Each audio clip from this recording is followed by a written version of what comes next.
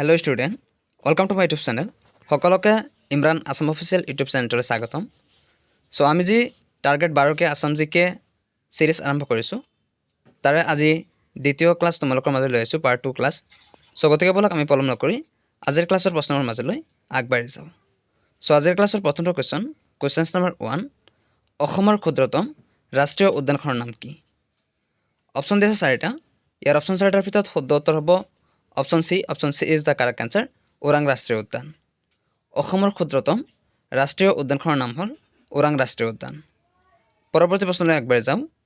Next question number 2, অসমৰ সৰ্বনিম্ন সাক্ষৰতাৰ হাৰ থকা জিলাখনৰ নাম কি? Option A Kamrup, option B Dhubri, option C Karbi Anglong আৰু অপশ্যন ডি দিছে যোৰহাট।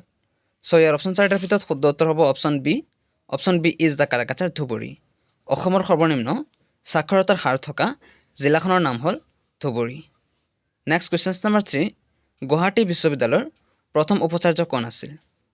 অপশ্যন দিছে 4টা। ইয়াৰ অপশ্যন 4টাৰ ভিতৰত শুদ্ধ উত্তৰ কোনটো হ'ব তোমালোকে কমেণ্ট বক্সত কমেণ্ট কৰাৰ কাৰণে চেষ্টা কৰা। চ' ইয়াৰ অপশ্যন 4টাৰ ভিতৰত শুদ্ধ উত্তৰ হ'ব option A is the correct answer, Krishnakanta Handique. Guwahati বিশ্ববিদ্যালয়ৰ প্ৰথম উপাচাৰ্য আছিল কৃষ্ণকান্ত সন্দিকৈ।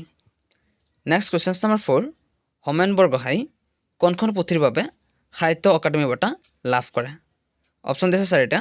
ইয়াৰ অপশ্যন 4টাৰ ভিতৰত শুদ্ধ উত্তৰ হ'ব option D is the correct answer, পিতা পুত্ৰ।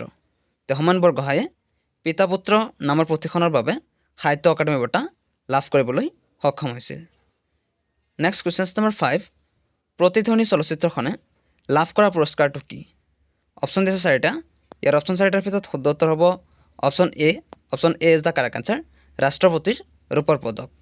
প্ৰতিধ্বনি চলচ্চিত্ৰখনে লাভ কৰা পুৰস্কাৰটো হ'ল ৰাষ্ট্ৰপতিৰ ৰূপৰ পদক। নেক্সট কুৱেশ্যন নম্বৰ 6, অসমৰ প্ৰধান নদী ব্ৰহ্মপুত্ৰৰ দৈৰ্ঘ্য কিমান? অপশ্যন দিছে 4টা। ইয়াৰ অপশ্যন 4টাৰ ভিতৰত শুদ্ধ উত্তৰ হ'ব option C is the correct answer, 2880 kilometre. So' ব্ৰহ্মপুত্ৰৰ দৈৰ্ঘ্য হৈছে 2880 kilometre. Next question number 7, Bongaigaon জিলাৰ যোগীঘোপা আৰু দক্ষিণ গোৱালপাৰা জিলাৰ পঞ্চৰত্নক সংযোগী ব্ৰহ্মপুত্ৰৰ ওপৰৰ তৃতীয় দলংখনৰ নাম কি? অপশ্যন দিছে 4টা। ইয়াৰ অপশ্যন 4টাৰ ভিতৰত শুদ্ধ উত্তৰ হ'ব option B is the correct answer, Naranarayan সেতু।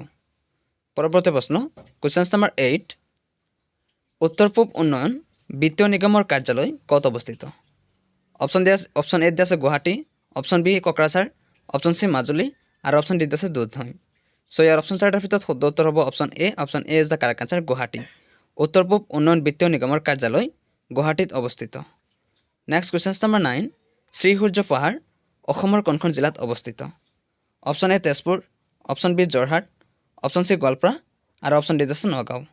চ' ইয়াৰ অপশ্যন 4টাৰ ভিতৰত শুদ্ধ উত্তৰ কোনটো হ'ব তোমালোকে কমেণ্ট বক্সত কমেণ্ট কৰাৰ কাৰণে চেষ্টা কৰা। চ' ইয়াৰ শুদ্ধ উত্তৰ হ'ব option C is the correct answer, Goalpara. Sri Surya পাহাৰ অসমৰ গোৱালপাৰা জিলাত অৱস্থিত।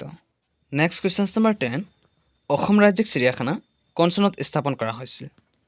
অপশ্যন দিছে 4টা। ইয়াৰ অপশ্যন 4টাৰ ভিতৰত শুদ্ধ উত্তৰ হ'ব option D is the correct answer, 1957 চনত। 1957 চনত অসম ৰাজ্যিক চিৰিয়াখানা স্থাপন কৰা হৈছিল।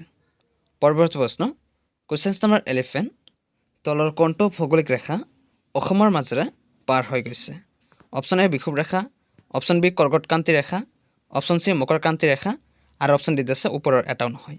চ' ইয়াৰ অপশ্যন 4টাৰ ভিতৰত শুদ্ধ উত্তৰ হ'ব option D is the correct answer, ওপৰৰ এটাও নহয়। পৰৱৰ্তী প্ৰশ্ন কুৱেশ্যন নম্বৰ 12, তলৰ কোনজন আহোম ৰজাৰ ৰাজত্বকালত মীৰ জুমলাই অসম আক্ৰমণ কৰিছিল? অপশ্যন দিছে 4টা। ইয়াৰ অপশ্যন 4টাৰ ভিতৰত শুদ্ধ উত্তৰ হ'ব option B is the correct answer, Jayadhwaj Singha. Jayadhwaj সিংহৰ ৰাজত্বকালত মীৰ জুমলাই অসম আক্ৰমণ কৰিছিল। নেক্সট কুৱেশ্যন নম্বৰ 13, কোন ৰজাই প্ৰাগজ্যোতিষপুৰত হিন্দু ধৰ্ম প্ৰতিষ্ঠা কৰিছিল? Option A Narakasur, option B Bhagadatta, option C Banasur আৰু অপশ্যন ডি আছে মহিৰংগ দানৱ। চ' ইয়াৰ অপশ্যন 4টাৰ ভিতৰত শুদ্ধ উত্তৰ হ'ব option A is the correct answer, Narakasur. নৰকাসুৰে প্ৰাগজ্যোতিষপুৰত হিন্দু ধৰ্ম প্ৰতিষ্ঠা কৰিছিল। নেক্সট কুৱেশ্যন নম্বৰ 14, নিম্নলিখিত কোনজন বৰ্মন ৰজাক মহাৰাজা ধীৰাজ বুলি জনা যায়? অপশ্যন দি আছে 4টা। ইয়াৰ অপশ্যন 4টাৰ ভিতৰত শুদ্ধ উত্তৰ হ'ব option D is the correct answer, Pushya Varman. Pushya বৰ্মনক মহাৰাজা ধীৰাজ বুলি জনা গৈছিল। নেক্সট কুৱেশ্যন নম্বৰ 15 প্ৰাচীন কালত তাম্ৰলিপ্তি কিহৰ বাবে বিখ্যাত আছিল?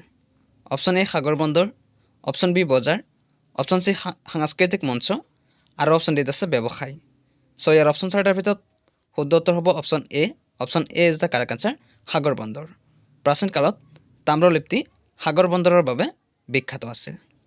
নেক্সট কুৱেশ্যন নম্বৰ 16 তলৰ কোনখন জিলা অসমৰ আটাইতকৈ দক্ষিণ দিশত আছে? অপশ্যন দি আছে চাৰিটা। ইয়াৰ অপশ্যন চাৰিটাৰ ভিতৰত শুদ্ধ উত্তৰ হ'ব option C. Option C is the correct answer, Hailakandi. Hailakandi জিলা অসমৰ আটাইতকৈ দক্ষিণ দিশত আছে। নেক্সট কুৱেশ্যন নম্বৰ 17 মহাকাশলৈ যোৱা প্ৰথম ভাৰতীয় ব্যক্তি কোন আছিল? অপশ্যন দিছে চাৰিটা।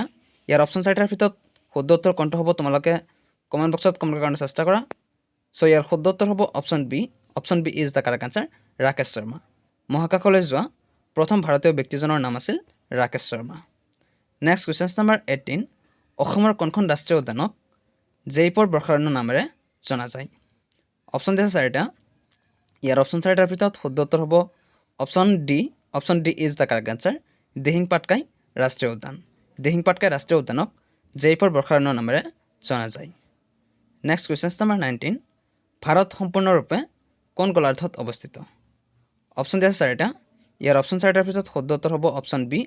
Option B is the correct answer, উত্তৰ গোলাৰ্ধত। ভাৰত সম্পূৰ্ণৰূপে উত্তৰ গোলাৰ্ধত অৱস্থিত। চ' আজিৰ ক্লাছৰ অন্তিমটো কুৱেশ্যন নম্বৰ 20 ভাৰত মহাসাগৰত সংলগ্ন দেশবোৰৰ ভিতৰত কোনখন দেশৰ উপকূলীয় সীমা আটাইতকৈ দীঘল? অপশ্যন দি আছে চাৰিটা। ইয়াৰ অপশ্যন চাৰিটাৰ ভিতৰত শুদ্ধ উত্তৰ হ'ব option A. Option A is the correct answer, Myanmar. Bharat মহাসাগৰত সংলগ্ন দেশবোৰৰ ভিতৰত ম্যানমাৰ দেশৰ উপকূলীয় সীমা আটাইতকৈ দীঘল। এতিয়ালৈকে যদি কোনোবাই ক্লাছটো লাইক কৰা নাই প্লিজ লাইক কৰা, আৰু যদি কোনোবাই চেনেলটো নতুন চাই আছা তেনেহ'লে চেনেলটো প্লিজ ছাবস্ক্ৰাইব কৰিবা।